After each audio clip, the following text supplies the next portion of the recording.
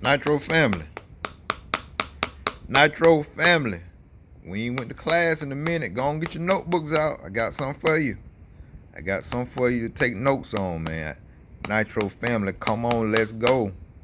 Get your notebook. Get your pen. Ooh, this pen got cord.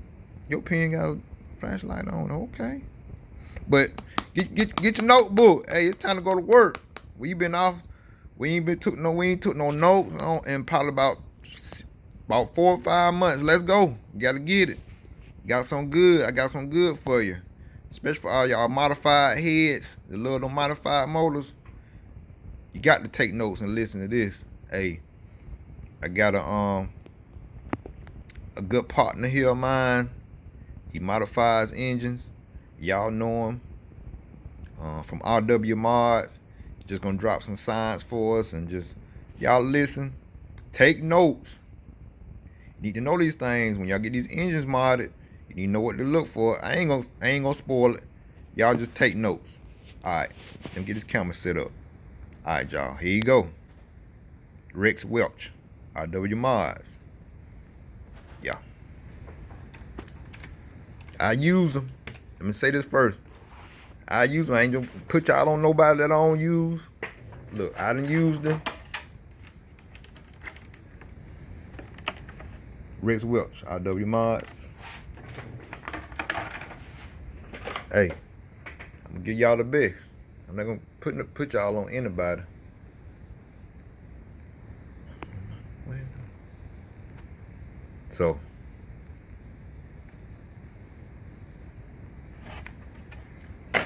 So yeah, Rex Welch. Here y'all go. Get your pens, get your pen notebooks, get them ready now. Hey.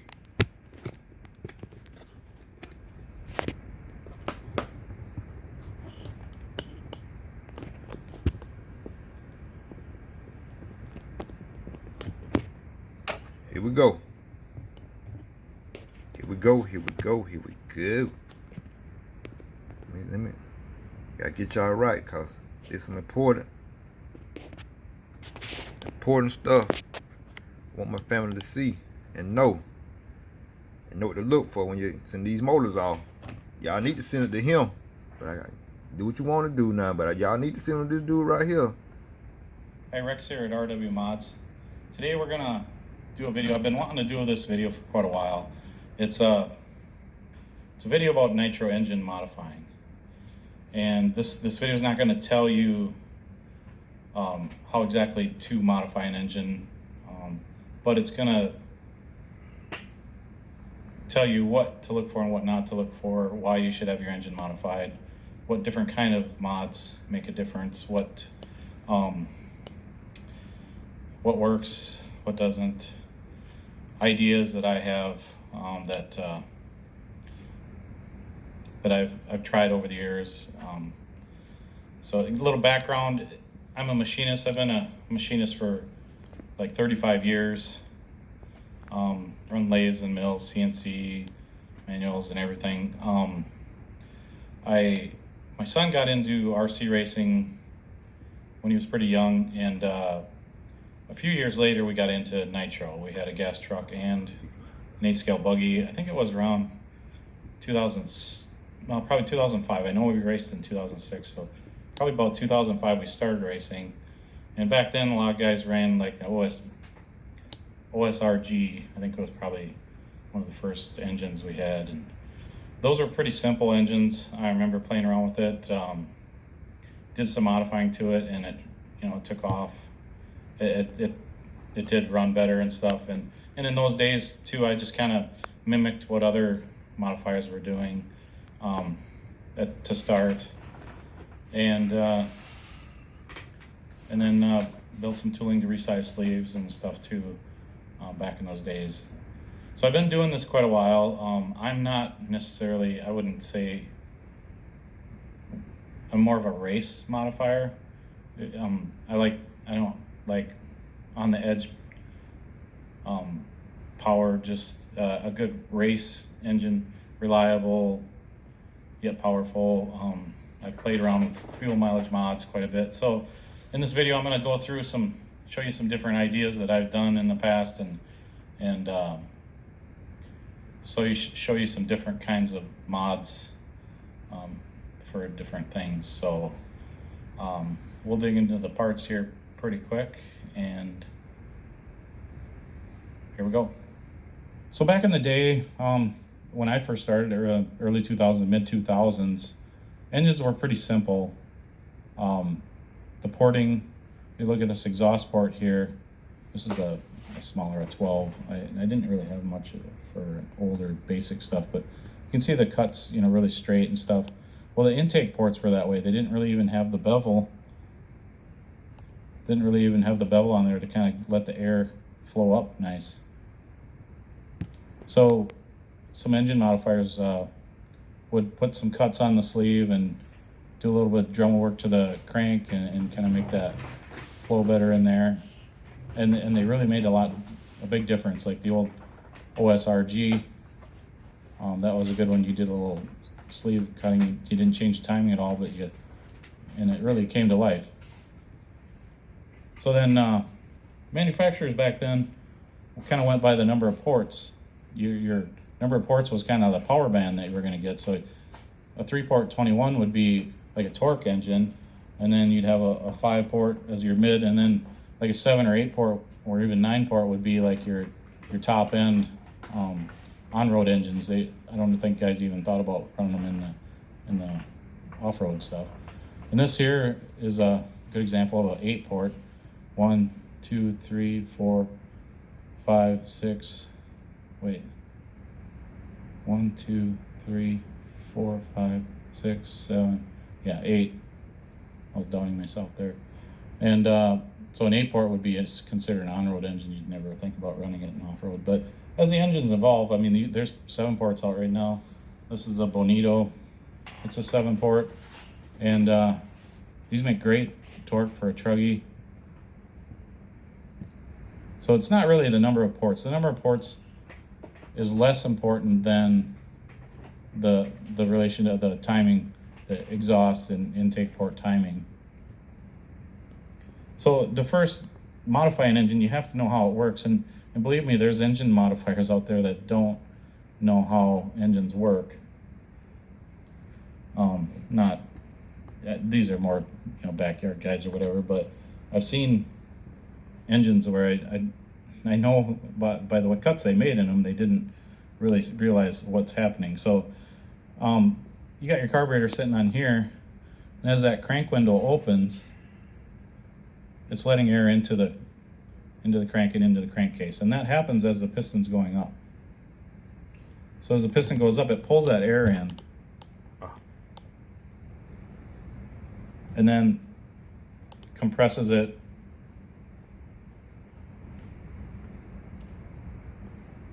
So then on the other side, as the piston goes down, as the piston's going down, that's when it charges the cylinder. So we'll get this sleeve out here. Take this old OS here.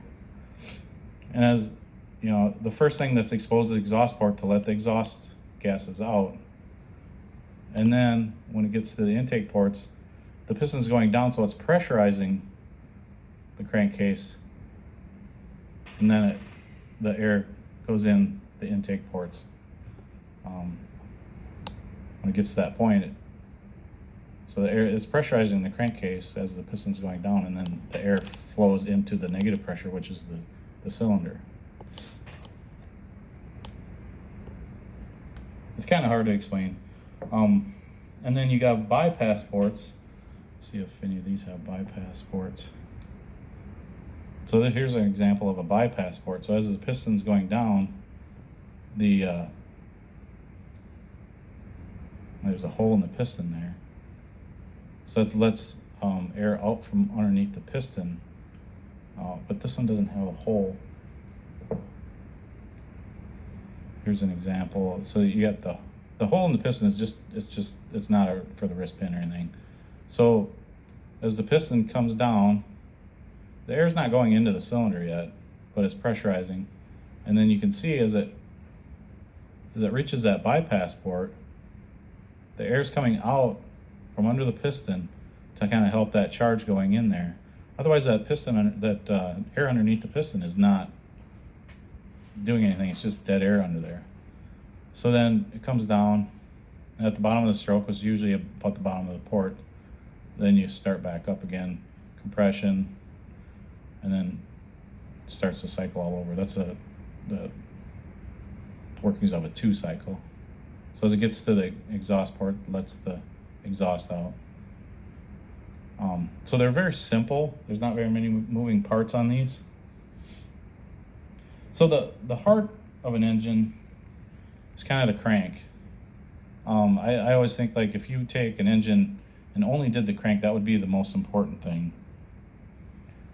Here's a pretty basic Novorossi crank.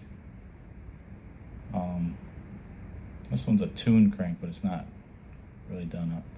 And what the guys do generally is, grind on the back side here, try and get some of that smoothed out. You want a nice smooth entry there, because the spinning this direction, so kind of you want less frontal area for that to spin in there, less drag.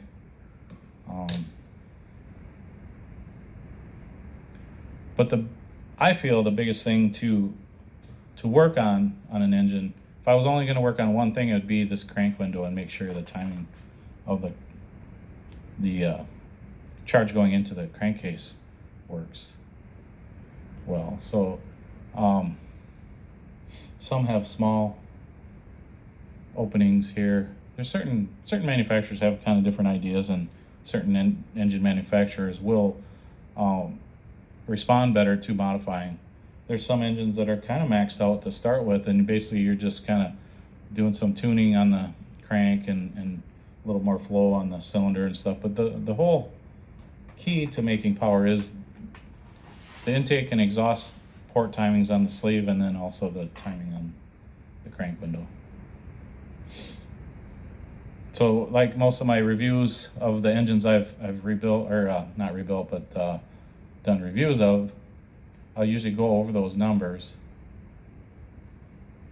And how you get those numbers is, there's different ways. I've never used one, but there's you could adapt a degree wheel to the engine. And then at the time that the port opens, measure with a pointer your intake open, intake close, exhaust and all that, crank window.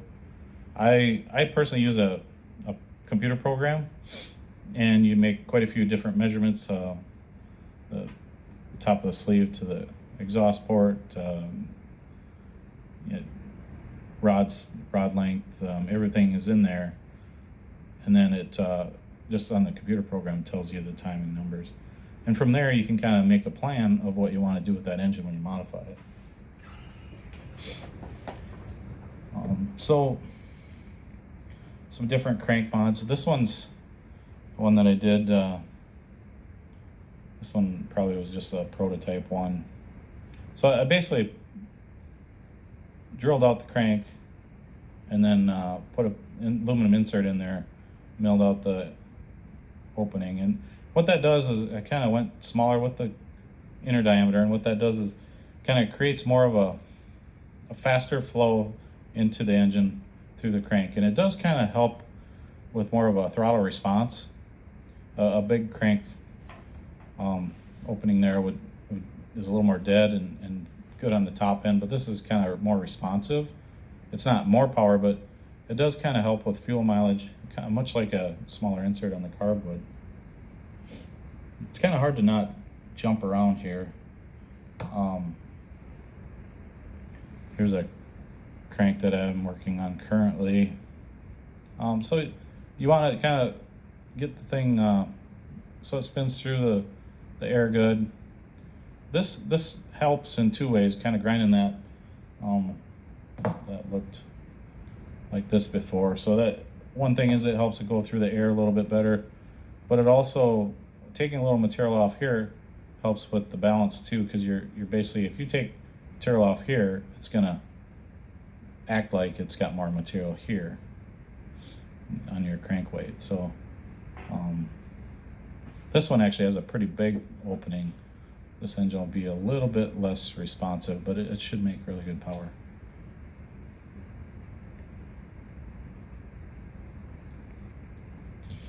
And going back to the sleeve modifying, like a lot of guys think that just doing some cuts on the sleeve will make good power, and it does change the power band a little bit. It does help on some engines. This one's actually it's a nice mod. They did some nice cuts on there. Nothing too radical.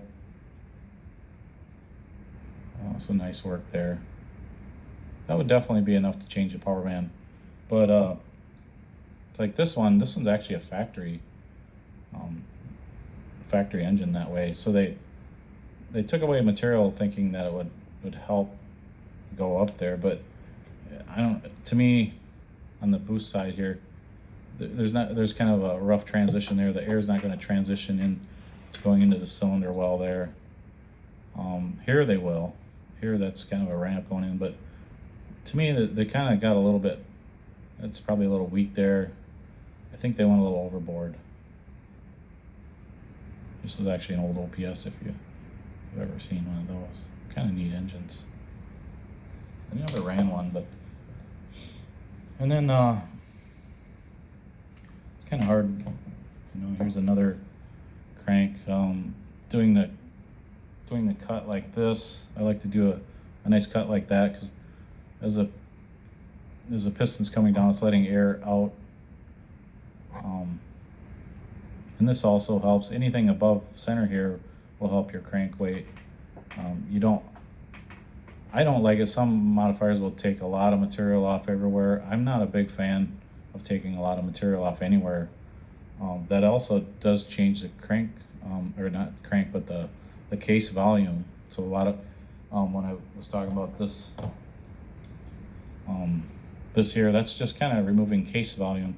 And like I was talking about, that piston comes down, it's pressurizing that case, and it so any air as the piston's coming down is pressurizing that case, and so the amount of volume that's in the case really does matter. So smaller case volume is more responsive. It's more of a, I mean, there's less fuel air in there and stuff, so it can make a difference with tuning, but it does give it a more of a, as the piston's coming down, more of a little, the smaller the case volume, the more pressure the air has to get into the cylinder. So it might have a little more torque, I think. These are all kind of general ideas. I've done some reading and done some different things, but most of these are kind of just general ideas that people have and learning from other people. Kind of talk about this crank a little bit. Envision came out with this crank quite a few years ago, and so the air coming in is diverted through these holes, and I think they ran well. I don't think it was an improvement. I think it does atomize the air a little bit better, because you have the fuel mixture coming through all these holes, and it kind of circulated in there better. The fuel kept in the charge a little bit better, but I don't think they were like better than anything else. And I think the balance of the crank, just having that one weight down there, the balance of the crank isn't the greatest. Going into so a lot of engines come with a filled, say this one came from the factory with a silicone fill, and some people think that just having a silicone ramp there just helps the air charge go in better, and having the ramp does help a little bit. The significant difference in that is like a typical crank like this, you have a lot of material right in this area, and it's steel and it's heavy, So what you do is you take and you drill that out. You take a drill, and it's hard because these cranks are hard. You don't just go in with the drill bit. You need carbide, and I personally do it in a lathe, and it works much better. And the bits don't last long either, so it can be kind of a pain. And then you go back. See, Novarosi's come, at least recently, last few years, kind of drilled out from the factory, but they don't fill them, only on the high-end engines. And I think that's better than not drilling it out, but also then filling it is the best way, because it gives you a ramp there. It's actually reducing your case volume, because if that was all open, that's more case volume. And these are all subtle differences. You're not going to fill a crank on an engine and it's just going to run night and day different. But you make a few subtle changes, then you end up with a nice running engine.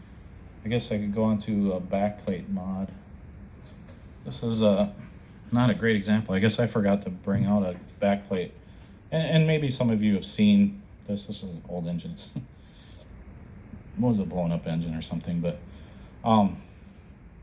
so you can see the holes, and you've probably seen backplates like this before. There is a manufacturer that sells a backplate that fits some engines.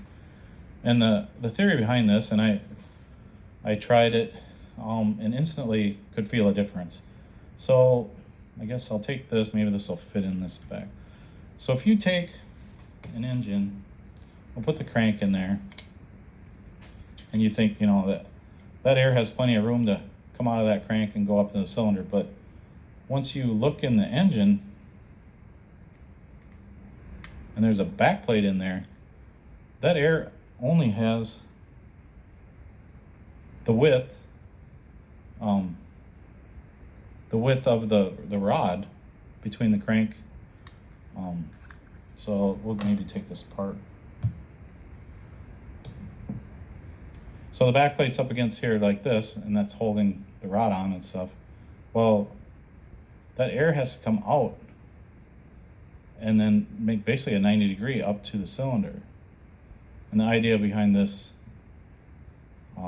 drilling the holes in there is the air is coming in at high RPM. It comes in through the crank and it goes up, and it basically the air is wants to continue straight and not make that 90. So it comes in here, hits the two holes and kind of diverts out, and then in the block,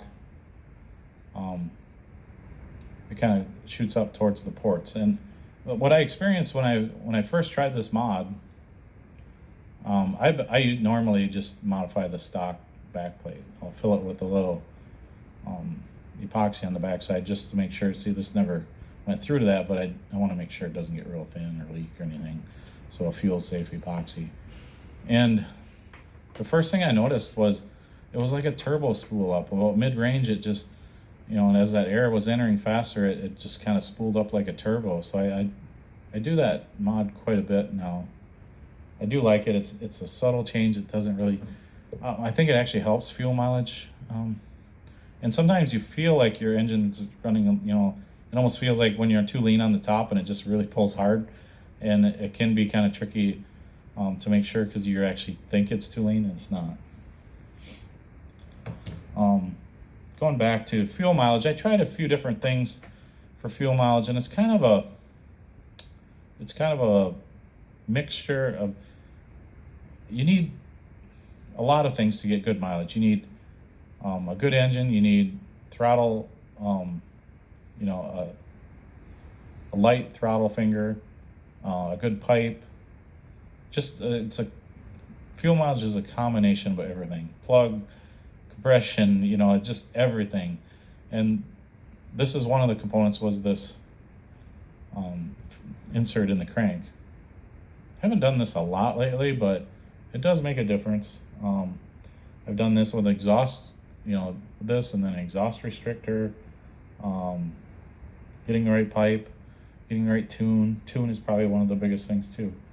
So, and I actually took one of my favorite mods is I had a nephew that started racing, and he had only raced just a couple times, and we started going to Nitro races, and he really liked them. But he was running a low C truggy, and in the sportsman class, and I took basically, had the aluminum insert in there, and I basically took and just drilled 2 holes. There were like 1/8-inch holes in there. So all the air coming into this engine only came through 2 holes. They were small. And that engine actually, it was really good for him. It got great mileage, but it also, like, he could floor it coming off the corner on a medium grip track, and it wouldn't slide around, because that's kind of more sportsman type drivers just tend to get on the gas and then they get in trouble. So it was kind of like a throttle control for him. It really worked well for, until his skills got better. Another thing I like to do is kind of change the combustion chamber. I'm not a fan of some of the manufacturers that use basically it's a dome, and some even have a smaller dome, and then just this flat out here. Everything's it's just really flat. I like to have a little bit of an angle to it, and this is a head button I modified. It basically, I feel that the compression, or when the fuel ignites, when you have a small dome, it's a small area of pressure onto the piston, where this kind of disperses out to the whole piston. I mean, these are just philosophies, but I have had some really good running engines, and some engines do come, I come more similar to this, or less of a small dome on them. So, and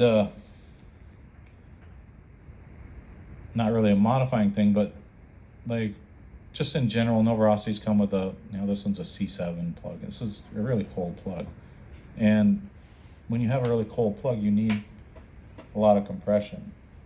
So your shims, you're talking 24 thousandths from the top, and the piston's at top dead center, the gap between the head button and the piston. And when you have, down in the lower 20s for compression, we're talking off-road here, not drag racing. I know some guys run really low piston head clearance, but so when you have more compression, which is a smaller piston to head clearance in the lower 20s, a lot of Novorossis come around 24, I found. Some are more, but you need a cold plug. You need a 6 or a 7. But if you add a shim, maybe even just 4,000 shim, you're up to 28,000ths gap, then you can get by with a 5 plug, and it'll just tune better. It'll just come out nice. And my camera, I don't know if the camera's messing up here. So they're easier to tune. I just feel that they're less, when you get down the end of the straightaway, or you come into the pits, the high idle, and then it drops and stuff, they're just easier to tune with I'd say towards 28 thousandths piston head clearance. I do have a video on how to measure that, and then run like a medium plug, or even go up to 30 thousandths with like a P3 or a hotter plug. See, P3, just kind of reiterate, hotter plug, P3, all the or cuts that you have on the TS3, red sleeves, plug, TS3, same thing. Make P3. a difference, but getting the timing of the ports and the crank window and stuff is very important in making power. You can take an RTR actually, and that's a lot of times the port timing on an RTR. This crank window opening is pretty small, and you open those up and put kind of race numbers on that crank. Do some, check the ports and things, and you can end up, it might not take the abuse in RPMs, but an RTR motor can run pretty well with some good numbers on the timing. And then guys ask me, I see them asking online and stuff, do I need to have my engine modified? And I would say most engines out there right now are very good, and they're capable, they're reliable, and they're capable. All different kinds of brands. There might be some that I personally like better, or somebody like, the way they tune or ones they're used to. But most engines out there can run very well, and a lot of the pros run them stock. Um, but the reason I do modifying and other people do modifying, I sometimes will take an engine that I feel is